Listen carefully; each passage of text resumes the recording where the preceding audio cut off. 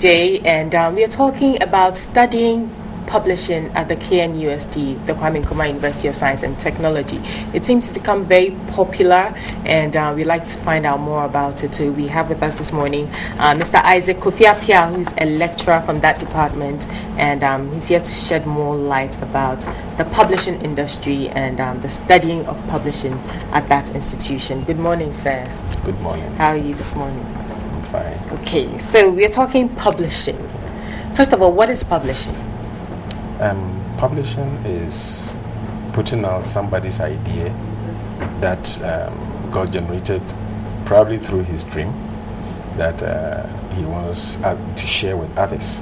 So it is the duty of the publisher to organize resources like the designer, the illustrator, the printer, and then the sales and distribution channels, marketing and all that. So all that. All these people fall under publishing. Yes, they all do. So someone has an idea and approaches a publisher to put all these people together to make that idea a reality. Yeah.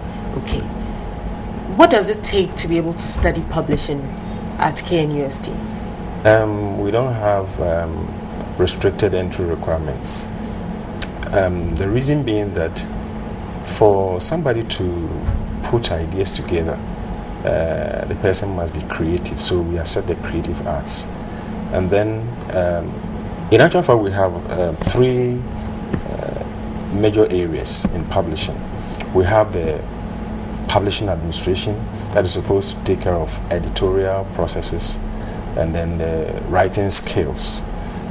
And then we have the design illustration, that is actual production.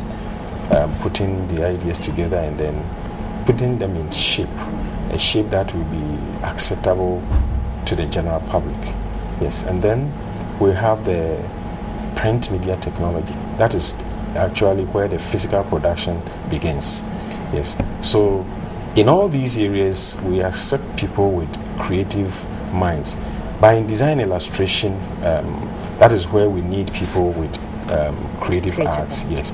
And then in the print media technology, we need people with science background. It is easier for them. It doesn't mean that if you do general arts, you cannot fit. No, that's not the idea. But it's much easier for the science students to operate in that area because color perception is more with biology and physics. And then we use a lot of chemicals, and those chemicals definitely fall under chemistry. And then we have the printing itself, the physical production of the book. We call something in physics mechanics of machines. So that's the reason why we need people from diverse areas to come in there. How has the advent of technology and the internet and the age of digital information, electronic information and all of that affecting the vocation?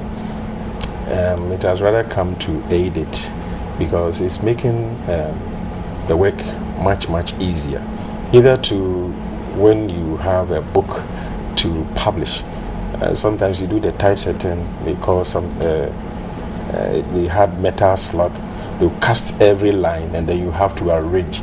But these days, we only do it on a computer, and we even have something we call a computer to plate. Right from the computer, it goes to the plate that is fixed on the machine for reproduction. And that gives us more details. You don't lose any fine dot. So you get the best of print. That just as the designer wanted or visualized it, it comes out of the machine like that. So it has come to aid a lot, and we have a lot of software for design and even illustration. When you create and you put it on a computer, some of the softwares, we have a stylus that will guide you. You can even paint on the computer and then print it out straight, so you don't lose any details. So the advent of technology has really come to help the work of the publisher. But let me quickly add, it has a broader name. We call it book industry. That's how it started. The book industry is so broad. Even paper manufacturing, machine manufacturing, ink and film manufacturing, chemical manufacturing, they all fall under the book industry. But when we say publishing, we are taking just the end results of all these producers and use. That's why we say publishing studies. We've limited it because we realize that the original name book industry was too broad because we're not covering everything. Okay. Yeah. Where does that place, though? Is there still a place for the printing industry, which obviously also falls under publishing? Yeah. Because in this day and age, there are ebooks where you can just go online and purchase a book instead of going through the entire process. So why would people still want to go through that process of publishing? In fact, I don't know when the physical production of books will end, in spite of the e-learning. You think people will still prefer a hard copy? Yes, and it is easily accessible to the wider populace than the e-material. E-material is very good, but whatever you do, you are publishing, because you put it out there in e-form. You have still published it's still it. A form of you publishing. need somebody has a raw idea, but it takes the editor to organize the person's idea systematically, so the ideas will flow into chapter will flow into the next chapter, and then you don't feel like even leaving the reading. You want to finish it before you drop it. So whether it is physical or it is still published. Yes, and publishing is a process, and printing is part of the publishing process. Marketing is part of the publishing process. We put books out there and we convince people that we have this package here, we have this information in there. It is the duty of the designer to attract you to pick something from the shelf that, oh, what is this? You have information, but it is the designer who is selling the idea in the package. So it's a chain. And who will make that thing attractive? It is the printer. And it is the editor who will sustain your interest when you pick it up and not get disappointed. It is the bookshops that will avail these books for us to give us a point of sale to go for these ideas that got generated on someone's mind. So it's a whole chain. Process. Yeah, it's a whole process. What are some of the job prospects for someone who studies publishing? Because it's a huge area, very diversified. It is a huge area. What are some of the prospects?